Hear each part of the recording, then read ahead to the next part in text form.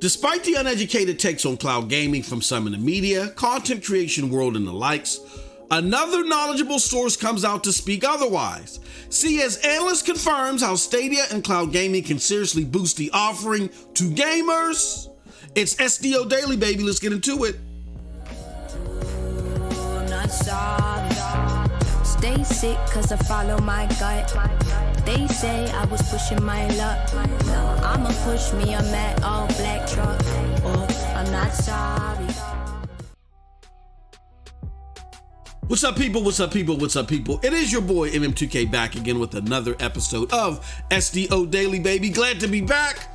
Do us a huge favor before we get into this one, though. Hit that like button, hit that subscribe button, and rock those bells for notifications, please, so you know when we're dropping these doses. We appreciate all of y'all straight up. Y'all know the deal. Y'all know the reason. And by now, y'all should know the slogan. What is it? We are not too proud to ask. And on that vein, if you want to be braggadocious in the chat, if you got a question that you want us to answer at a later time, or you simply want to help out the platform, and you're watching this as a live premiere, feel free to hit that super chat button below. It goes a long way to make this a better platform for you. Now on to today's topic.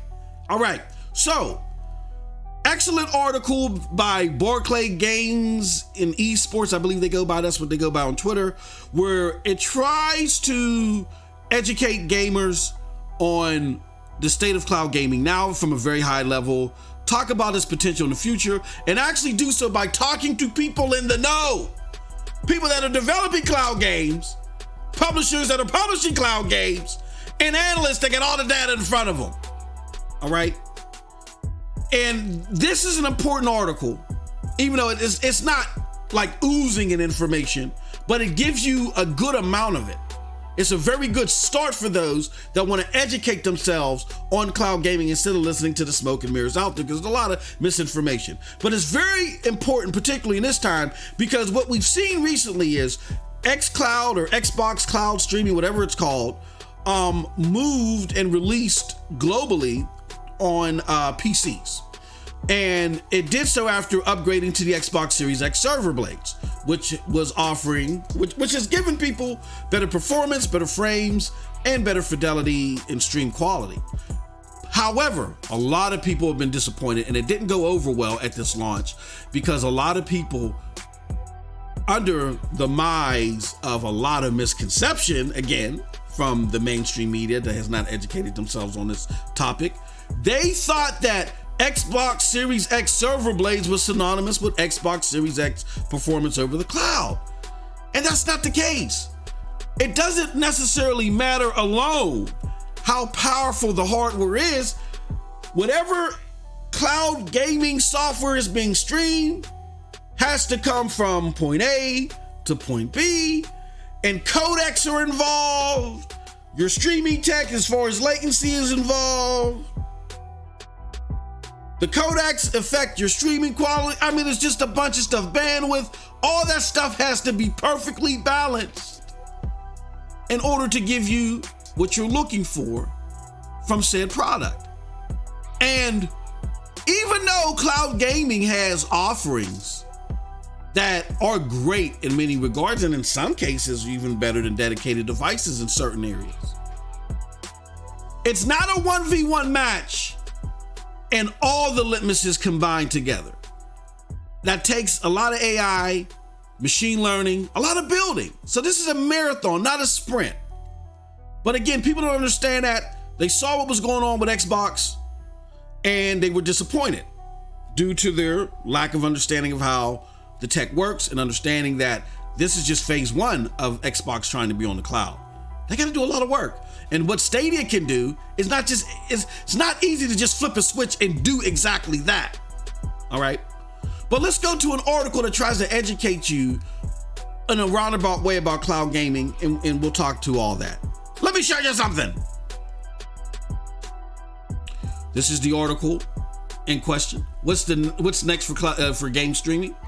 And it reads as follows: cloud technology has already revolutionized other forms of entertainment, but it's still in the early stages when it comes to video games. We asked developers about the final barriers and how they may be overcome.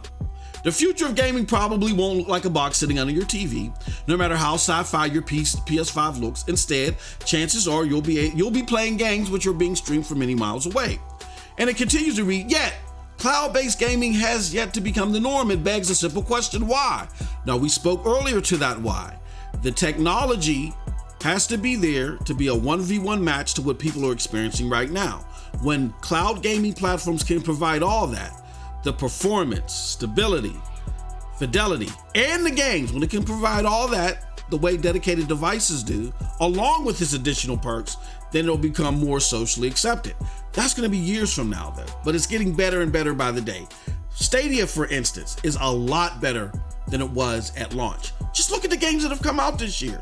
Hitman, Little Nightmares 2, Resident Evil, and the NIS games from Japan, the RPG games, the Ease games.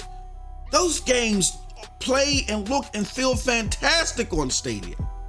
Can't beat it with a stick, all right? And they play a lot better than they did last year. And Stadia is making more investments to its infrastructure and its partnerships with devs, so more games come over and they're even better than what they were before. And the last testament to that is Rainbow Six Siege, right? Now, let's go talk again to the people that are actually developing games on this platform.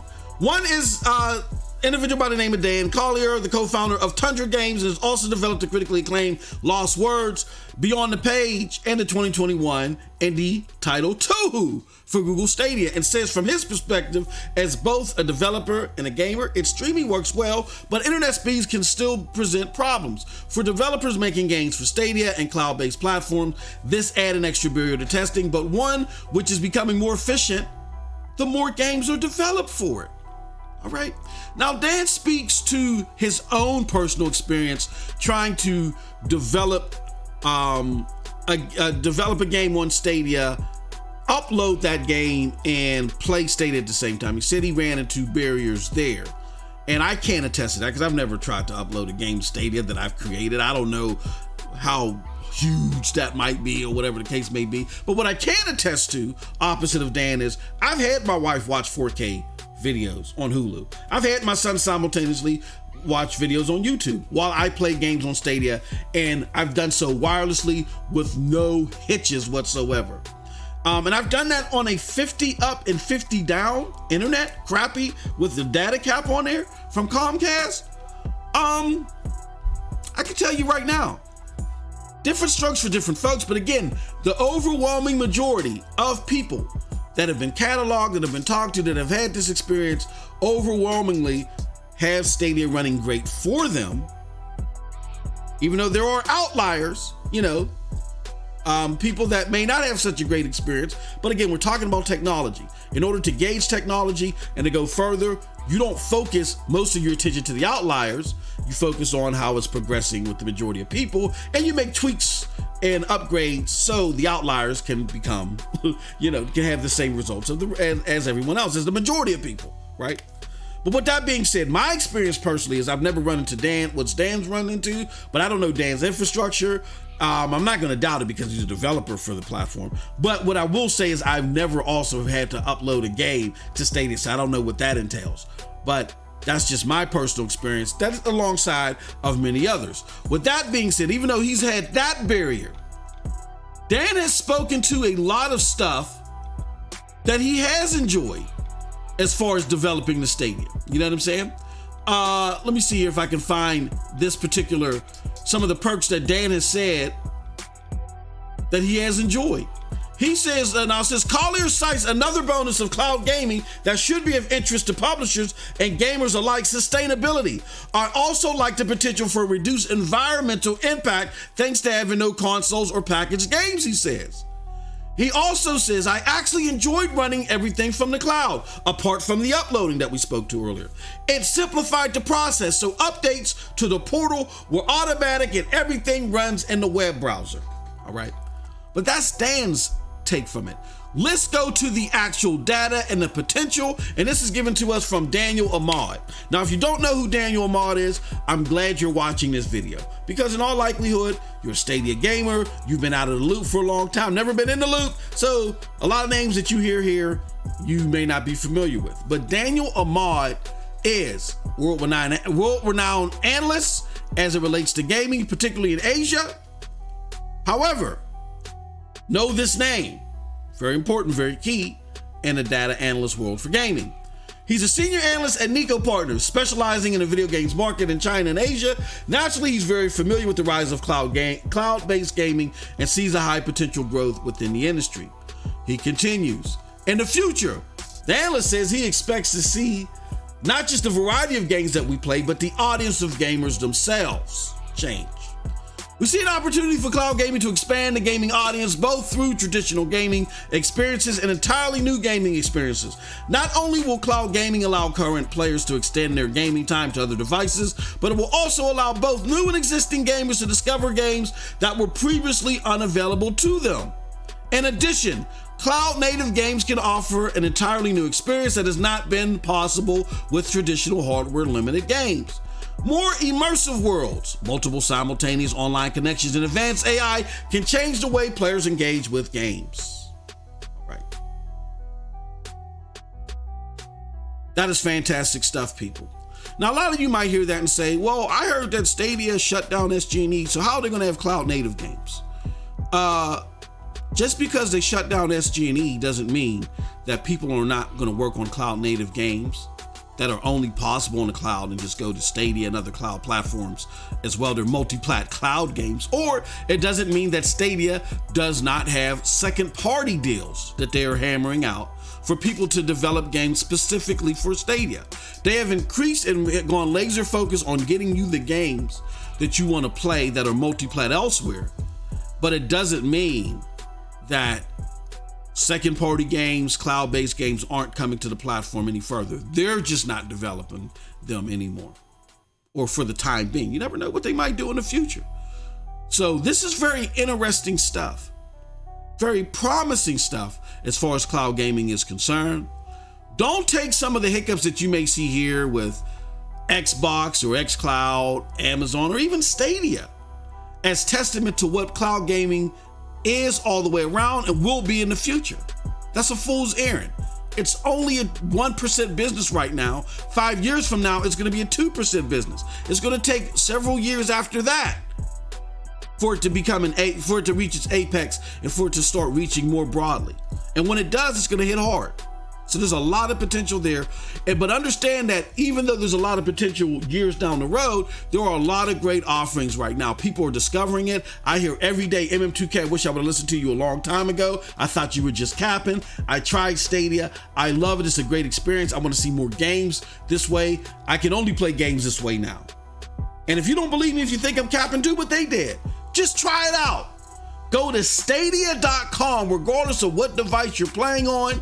And if you have a Chrome-based web browser on that said device, you can play Stadia on it right now. Just go to stadia.com. It got touch controls if you got a phone and no controller. If you have a controller, just link any controller up to it. There's a lot of controllers that are supported by Stadia. Even if you got a Chrome-based browser on your TV, go to stadia.com. Via something beautiful called PWA, look it up. And you can play Stadia right now. And tell me if I'm capping or not. But again, always kick the tires yourself. Do not be aloof to all of this information that we just shared with you. A great article, I might have a link to it below. And don't fall for the smoke and mirrors by the mainstream gaming media and the YouTube creators that is looking to exasperate doom and gloom for clicks. With that being said, that's it from your boy MM2K. Let me know what you think about all this in the comment section below, because like I always say, who cares what I think? But if you did like what I had to say, check out the links below to follow me. Those links will lead you to the Broadband Bullies, PNTS Network, Hard Knock Digital Culture, and yes, the Stadia Dosage. With all that said, peace. Have a wonderful gaming day.